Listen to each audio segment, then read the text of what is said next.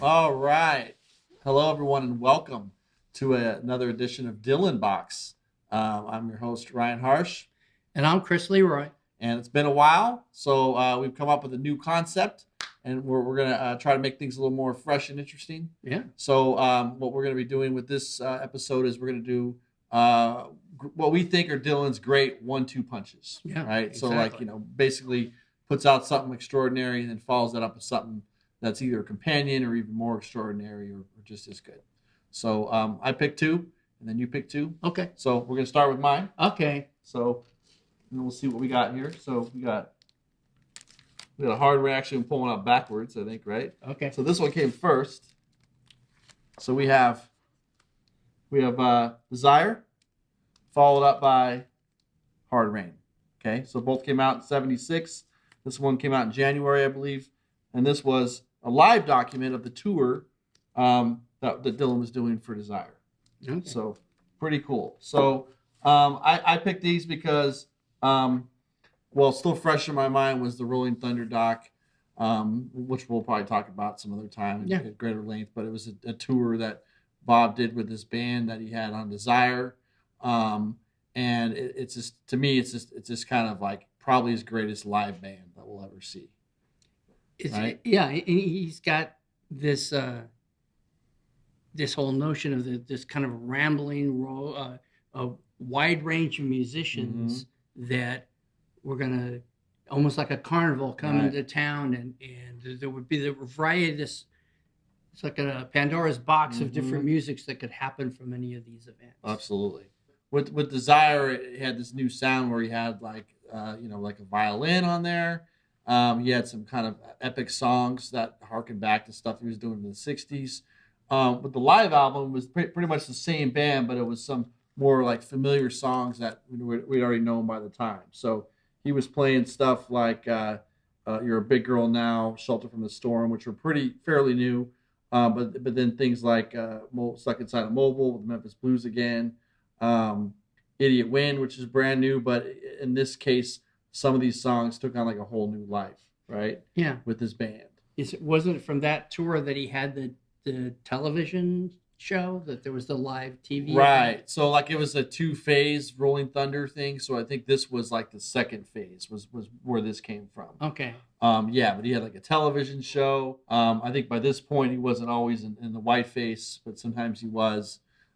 Just depending on when you'd see him and what it was looking like. But Yeah, what he felt like that day. exactly, exactly. But this show, I think, like literally, it was like raining out when he was doing the show.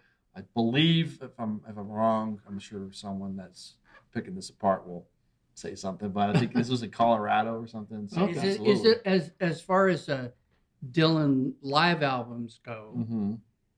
How does that fit in that canon? Is it one of the stronger live performances, or it's hard? It's hard to capture things live. Absolutely. I think it is because first you hear the studio, and then even though there's not like any of those songs on here, it's like you're hearing the same incarnation. So I think you're catching like the fire of the band. And so he has like different live albums, a lot of which weren't released in the moment. Mhm. Like for example, we didn't hear all of the '66 tour stuff until much later on. This being released the same year kind of gave the fans, like, if they were lucky to see the shows, or if not, it gave them a taste of what he sounded like in that moment. But then again, like a year or two later, they would sound completely different because the next live album was Budokan, where that sounded like, and those songs, some people say they sounded like Vegas Dylan, or they're like jazzed up a little bit. Yeah, he didn't have the right. Was he wearing that Elvis tape thing? Right. Yeah. Right. So but sounded completely different from this. Yeah. So like I like live albums when they're not like heavily edited, because sometimes they are. I think like most of Dylan's live albums are pretty great. They're, you could say that the box set, the Rolling Thunder box set, might be a little better than this. I think it kind of is, because this is. I mean, the songs are okay on here, but it's kind of like a hodgepodge of it's just, hey, let's just throw all these songs on here. Right, and I think just the limitation of vinyl, right, that you can only put in so many songs, and things couldn't really stretch out. right, And then would come to song selection. You go Mhm. and see a live show and a band's playing, 20, 25 songs. Sure. Uh, how does that get boiled down to Mhm. one feel? And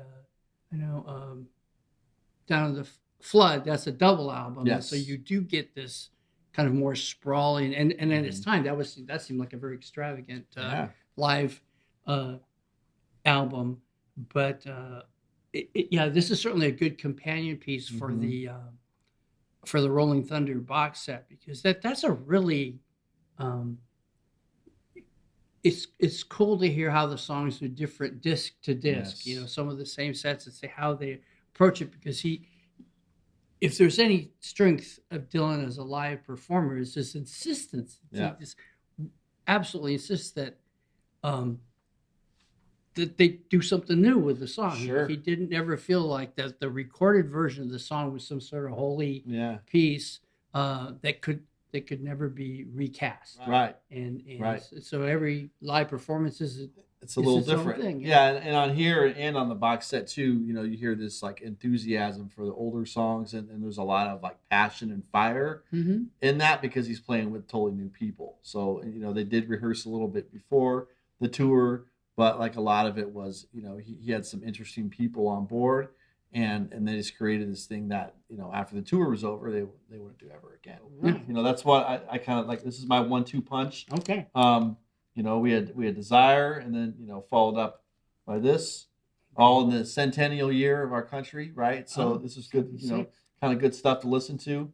$9.99 will get you a copy of Desire, Yeah. and not anymore, but then Hard Rain gets $6.99. Now that's the spirit. A little bit less, but they're both great albums. I really like my favorite tracks from Desire. Just really quick, I love Isis. That's like, Yeah. it's a great song. Yes. It's amazing, and One More Cup of Coffee is great too, and of course Hurricane. Yeah.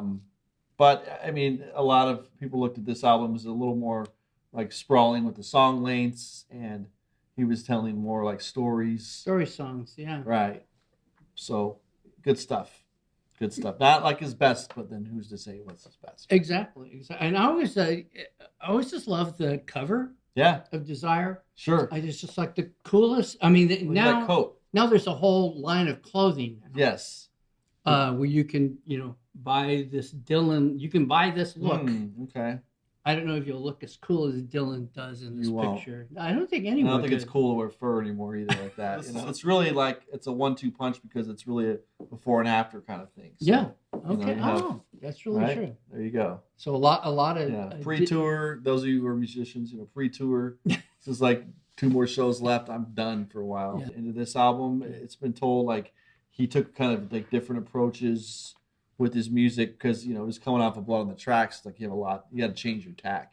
Like with that, he was doing this art thing, and he was getting more in himself as an artist. Mm-hmm. With this, I think too, like he had the band. So it's a good 1-2 Dylan punch, right, and a good way to start off these segments. Absolutely. And that is my 1-2 punch.